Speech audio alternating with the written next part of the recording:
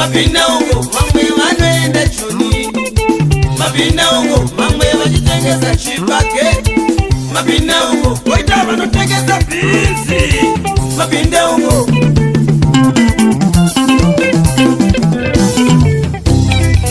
Tiwani, yesi Tiwani, uchikodiziwa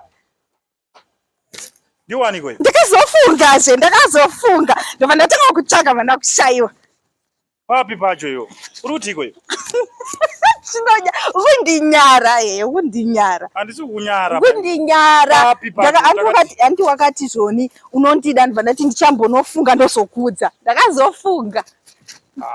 Alright ndiwe chuchu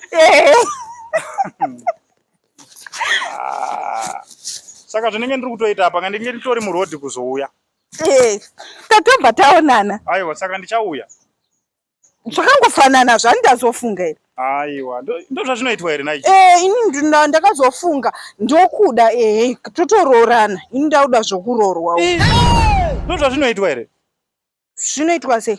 Iwe handiti unomirira inini ndouya kuzoti Juju wakazoti chini nyaya yangu iya. Handiwo wakati unondida here ndobva ndati ndichambonofunga ndozokudza ndobva ndaenda iwe wacho unombonditsvaga pane 1 month usati watera. Saka unobva watouya uri straight kutodaro kutoti ngatidaro. Unombouya ndakuona ndiri kuenda kumastoro. Ndauda urorwa kainini.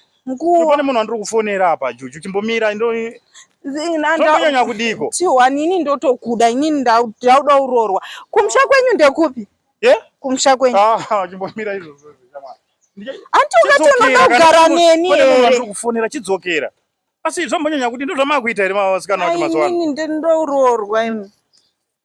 Ndo zvamakuita here kana zvizvo zvamakuita imoti taurira. Saka waindipfimbirei right? Waindipfimbirei. Wewe wakadi kubvuma musi wandakakupfimba wacho. Ati ndangobvuma here. Ndozoku iwe chidzokera kandi pane munhu. Tiwani nanchambosiyani newe. T1 station.